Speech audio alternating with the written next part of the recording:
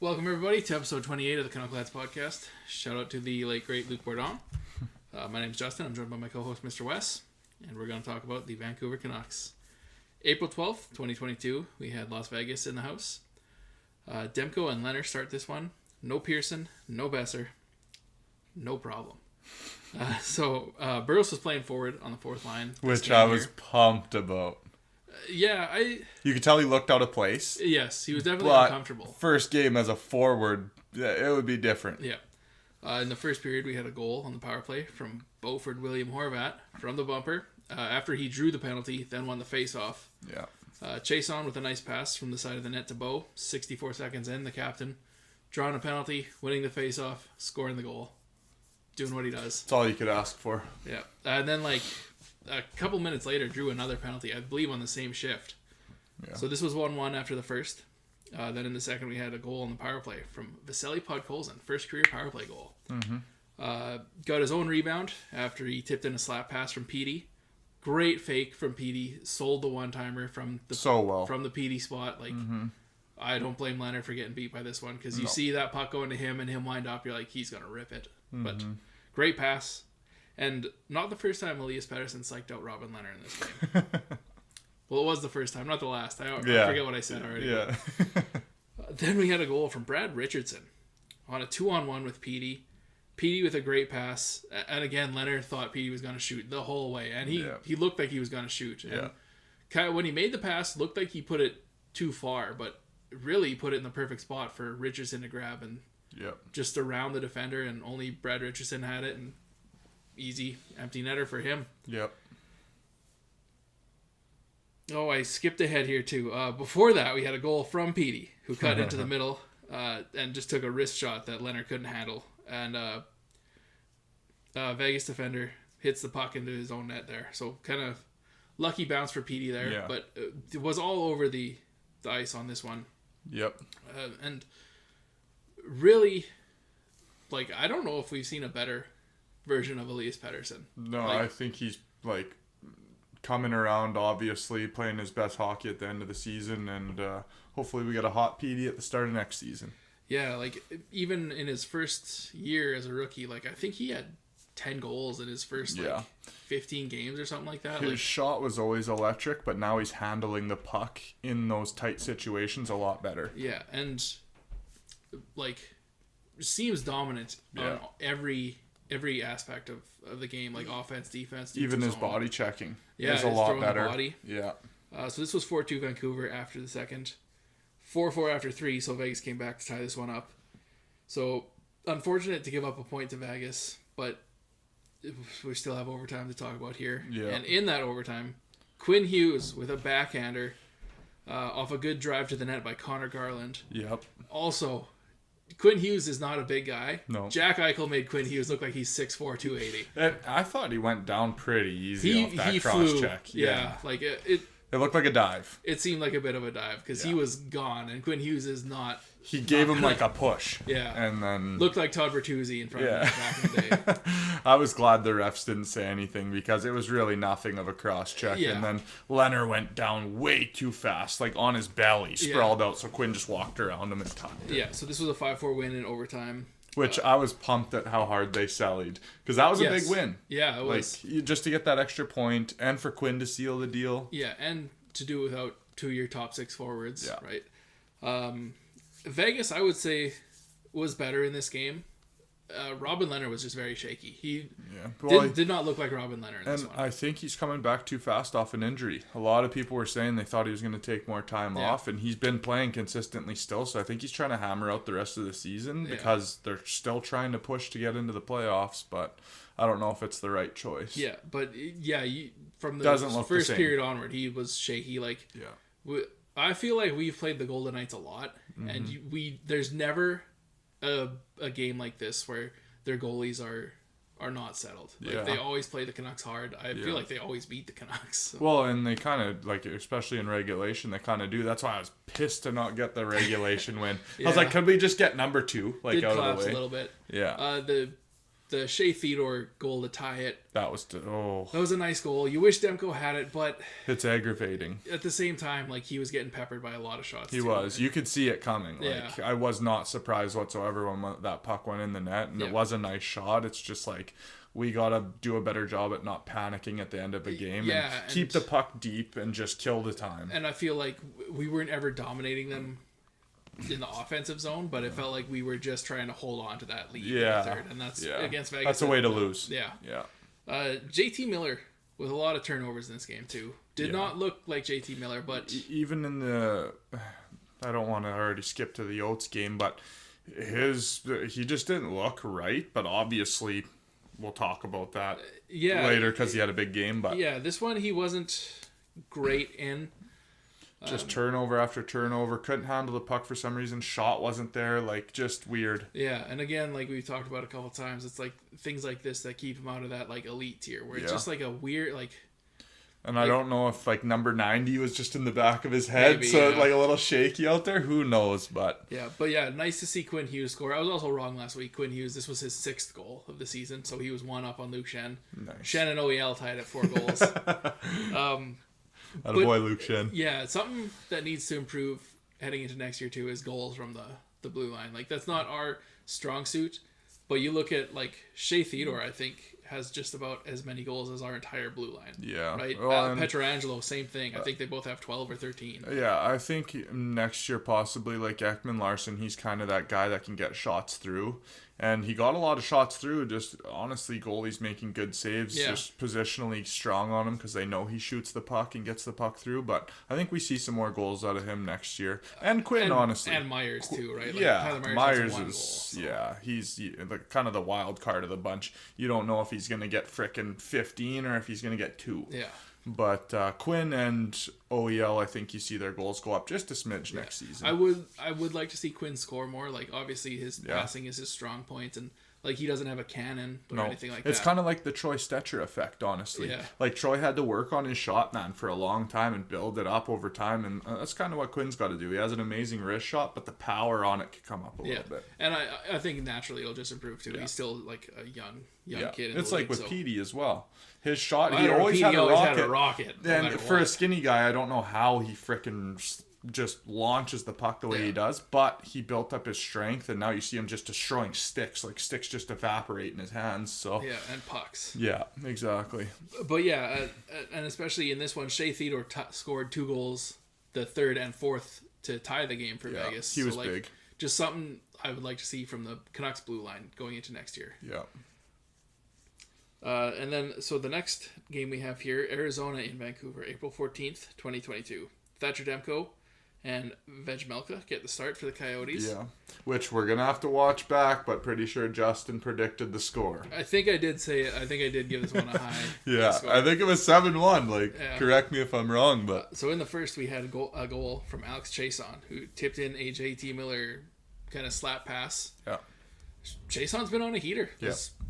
All we can say here. And one thing I want to clarify too from last week's episode, I've heard a lot of talk on other Canucks podcasts and media that people are saying like, don't bring Chase on back just because he's on a heater, and I agree with that. When I said give him a 1 year, when I said to give him a 1 year, I'm pretty sure I also said I don't want to see him as an everyday guy. No. He's fill-in.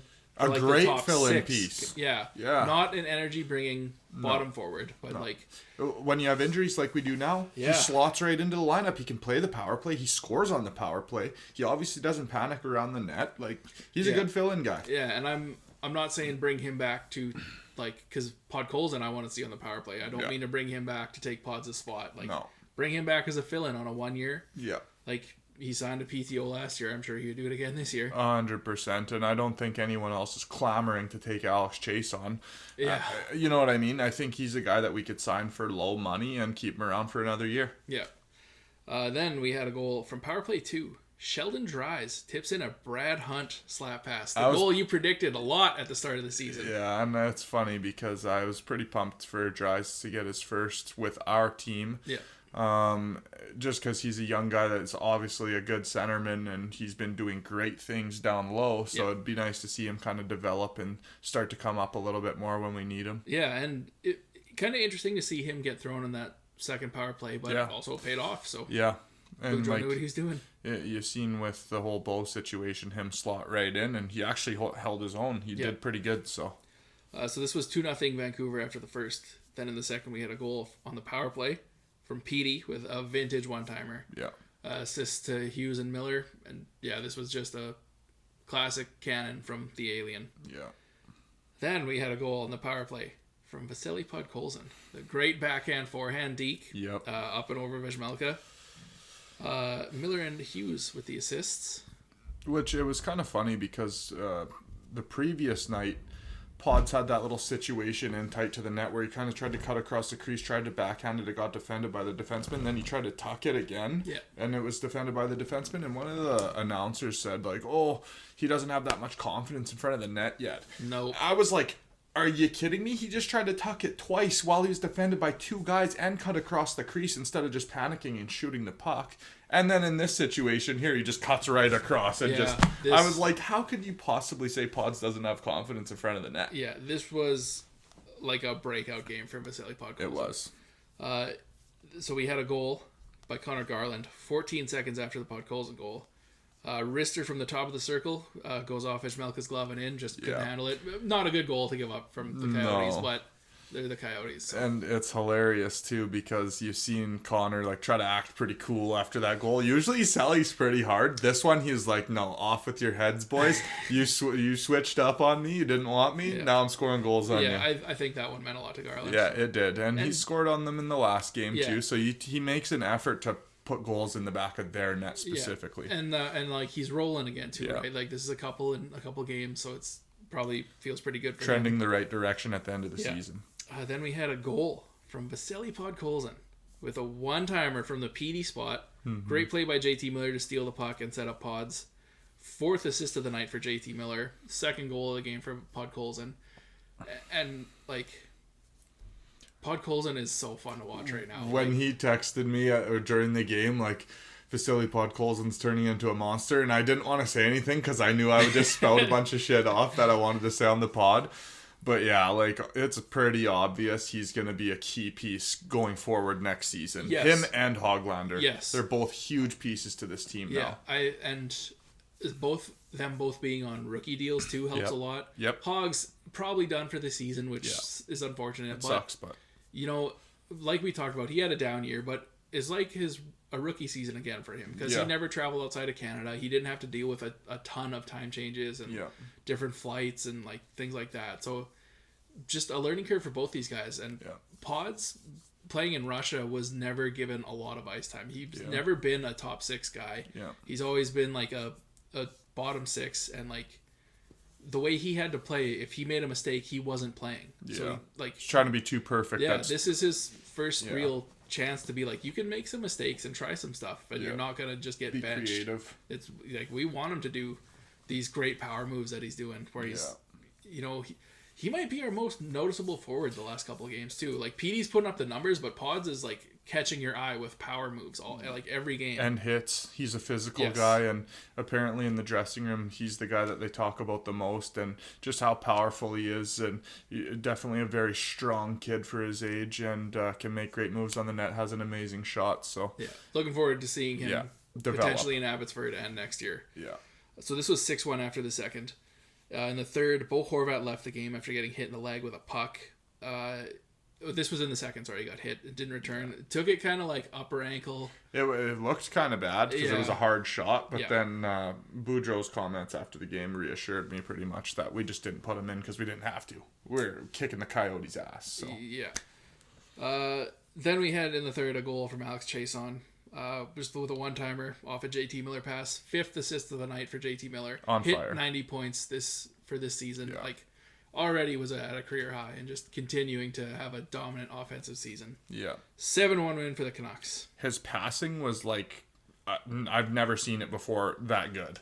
It was fucked. It's like he knew his shot wasn't going, so he's like, I'll just become a dish king. Had a very quiet, like, first 3 assists, which is weird to say, but his last 2 were very nice. Oh, just laser passes. That one cross the ice off the backhand sauce, like, just money passing. And this was a game I was worried about, right? Because it would be very Canucks to beat the Golden Knights and then lose to the Coyotes, right? So There was none of that. There was no late start. Stomped on This him. was a shit kicking from the puck, like first puck drop onward. So Yeah. good on the boys. Two massive points in this one. Yeah, and it was so funny too because I don't know if anyone else caught it out there, but Louis Eriksson got on a bit of a break there at one point, misses the net.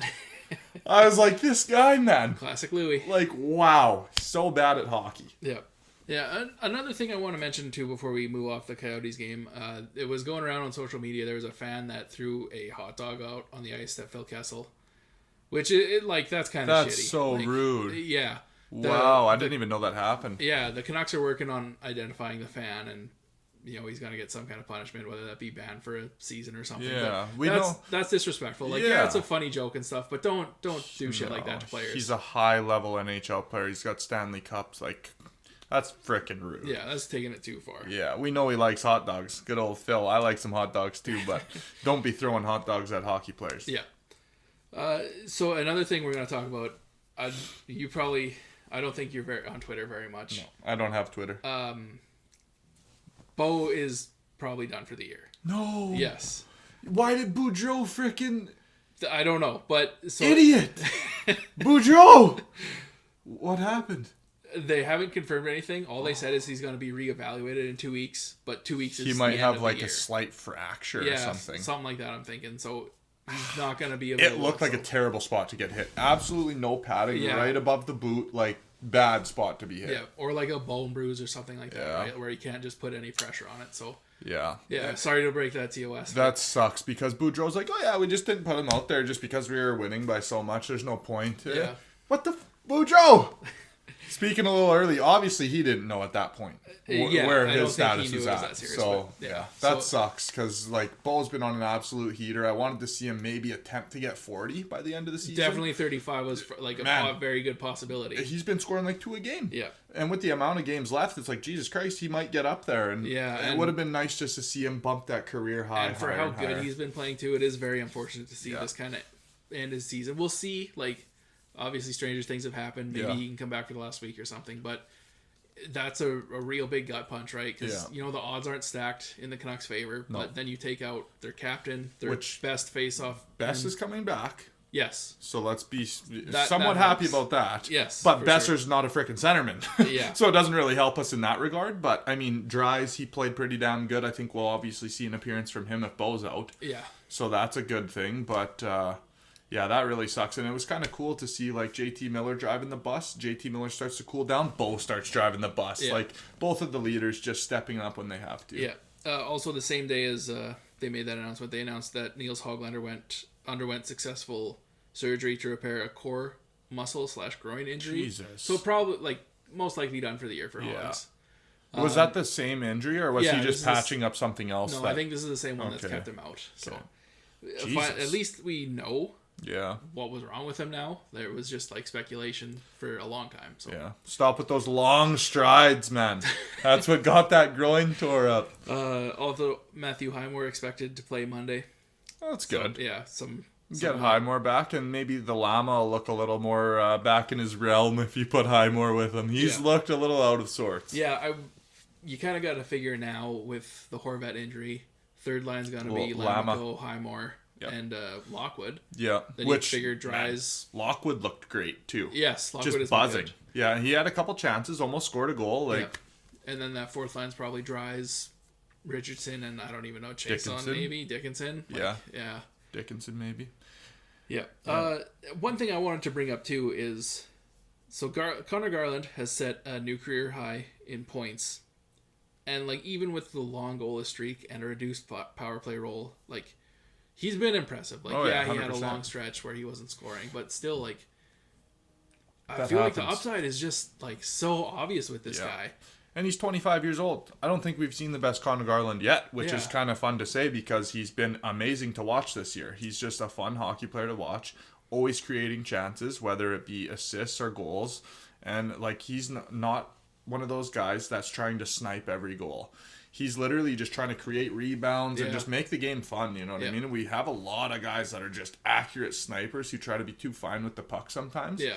Which, it's just put it on net and hope for a rebound, and Garland's great at that. Yeah, from odd angles or making a weird cut and then having a direct line to the net, things like that. Yeah. And it's just like, yes, the goalless streak sucks, but also like he's acclimating to a new team for the first time. Like he's never been traded, right? So this is probably a big adjustment for him. Yeah. I don't know if it's the first time he's played in Canada, but like the Canucks are a big market, especially when you compare it to Arizona. Their team is dead in the water. Like, you know what I mean? You don't really have too many critics when you're playing for frickin' Arizona. And even just media-wise, right? Yeah. Like, there's probably 6 times the amount of media coverage for the Canucks that there is for Arizona. Yeah. So if you're going through a slump, like... You're going to hear about it. He hears it all the time, right? So it's probably just an adjustment for him. Which, the funny thing is, look how long Tanner Pearson's been on this frickin' team. He's known for getting colder than ice, man. Yeah. So, I mean, Garland, you're doing good, man. You're good to go. Yeah, and him and Pods just have this chemistry. They do. That I it's like unreal. to see. And again, when we talk about duos, they kind of seem like they could be a potential duo. And I wouldn't mind that at all. Yeah, and like a Garland, Petey, Podkolzin line. Yeah. I'm kind of all for it. Even Bo, man. Put Bo and Hoglander in pods or something crazy. Like, you could do some fun matchups. Petey is so smart that he can fit with Garland a lot better. Yeah. There's no adjustment period. Petey will see him do something and just immediately be like, okay, this is where I need to be. Yeah. You know? Well, and it's funny, the connection between frickin' Chason and Petey. It's just weird how sometimes you put two players together and they just work. It just clicks, yeah. Yeah. But yeah, that's just some news I wanted to go over. I think we're going to have another short episode this week. That's here, all Wes. right. We only had 2 games. Yeah. I knew it wouldn't be a big, long episode, but we do have games to look forward to back-to-back coming up. So, and we will talk about those games right now. So tomorrow, Monday night, we have Dallas in the house. Must-win game. Yeah. Well, they kind of all are now, but this one especially, right? No, literally. Dallas is a team we're chasing. I think Ottawa's the only team we play that's not in our division. Yes, that's true. And we're on a heater right now, 5-game win streak. Like, it's time to make like that 8-game push without losing. And Dallas is huge, right? Like, we've talked about, like, the odds aren't in the Canucks' favor, but there's still... Like there's a glimmer. There's a glimmer. There is a glimmer. Yeah.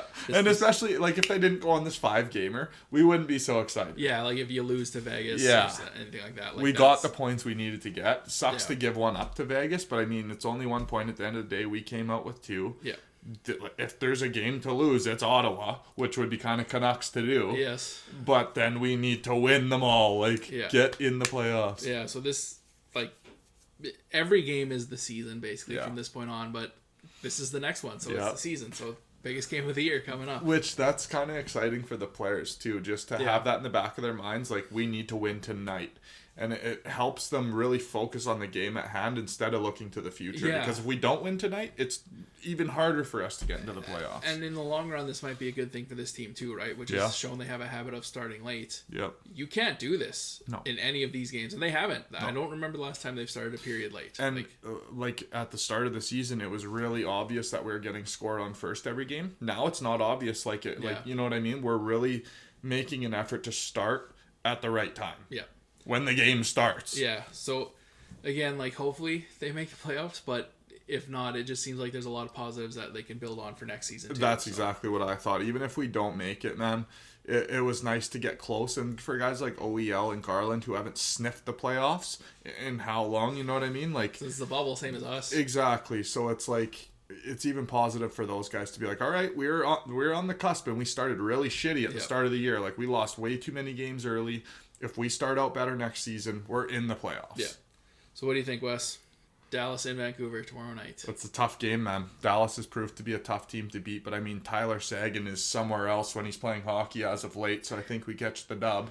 I'm going to go...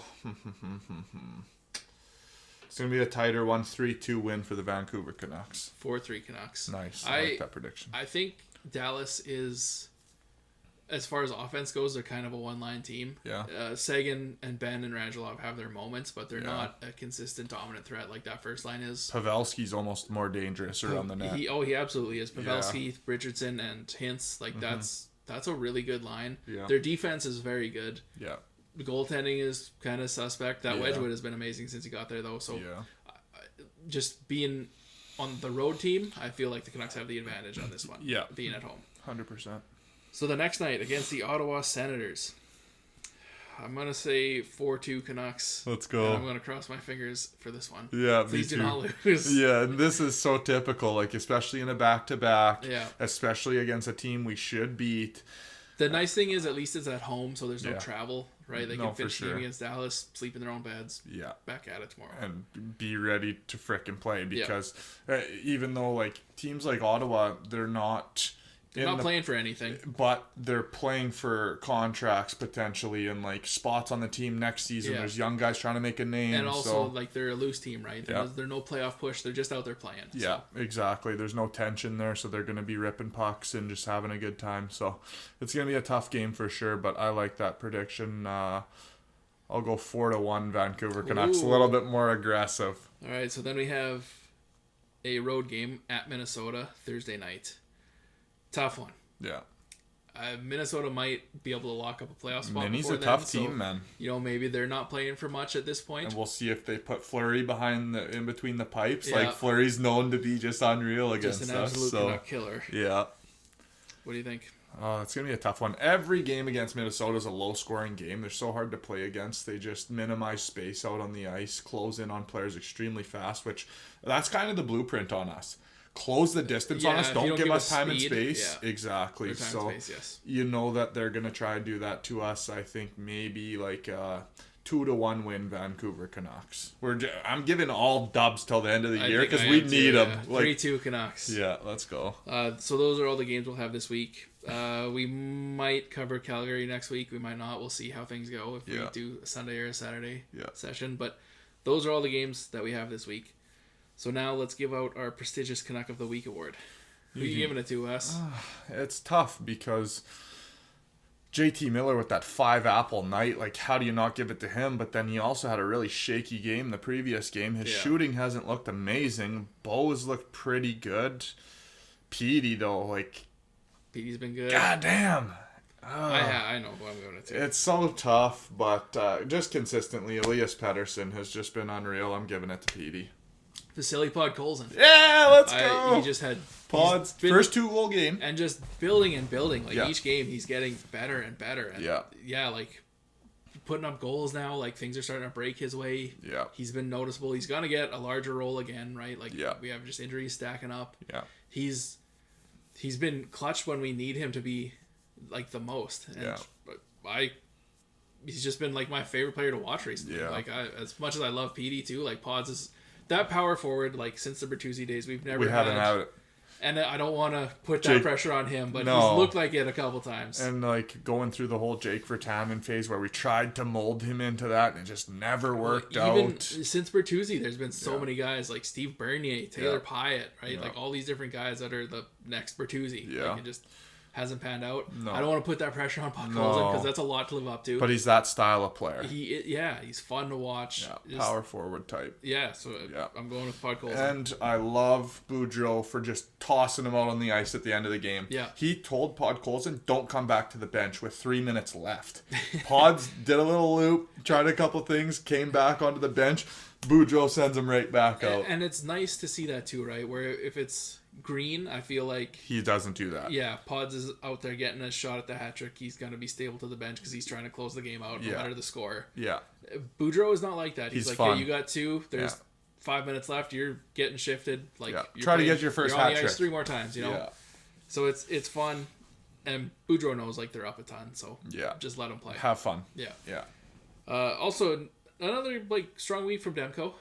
Like Demko's always and it's so hard not to just like correct me if I'm wrong. He's got the most Canucks of the week by far. He has to. I feel like there was like a month-long stretch where we both just kept Demko, 100%. So like you definitely can't skip over Demko and how amazing he's been all season. But I mean, you got to let the players shine too. And both players have been great. Yeah. Millsy with that 5-apple game, I damn near gave it to him just because of that. Yeah, like that's an impressive No one's game. done that since Marcus Naslund, they said on the broadcast, which is pretty... Assists. 5 assists in one game. Yeah. There's definitely been some 5-point games from the Sedins and stuff. But exactly what he did, there's been no one since Naslund, which that just shows you. Also very surprising, Henrik Sedin didn't have a 5-assist game. Weird, yeah.